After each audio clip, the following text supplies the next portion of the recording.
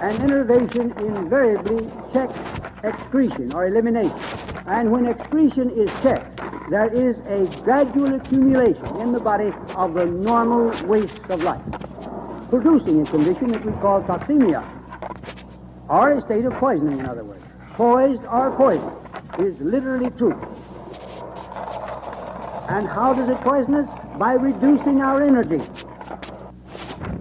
So, the cultivation of poise is just as important in the emotional life of man as the cultivation of moderation in supplying his body with its normal needs, or in abstaining from those things that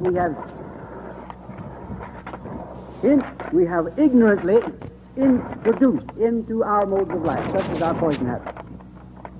When we become enervated and don't feel good, and we have sluggish bowel action, and we have indigestion, and we get up in the morning with a dark brown taste in the mouth, with pasty teeth, with a coated tongue, with a foul breath, with a frontal headache, with a sharp pain here and there, little symptoms that we don't think amount to anything, and we ignore them, or perhaps palliate them with a cigarette or a cup of coffee or a drink of whiskey or a drug of some kind that we get at the drugstore.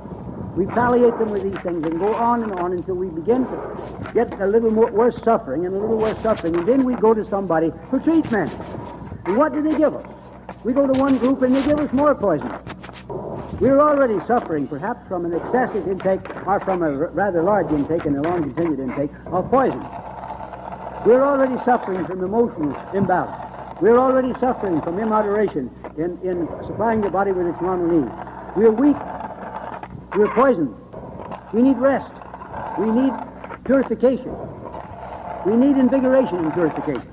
So they give us poison, which only adds to our trouble. The body has to relieve itself of these two. It has to resist them and expel them at a further cost to itself.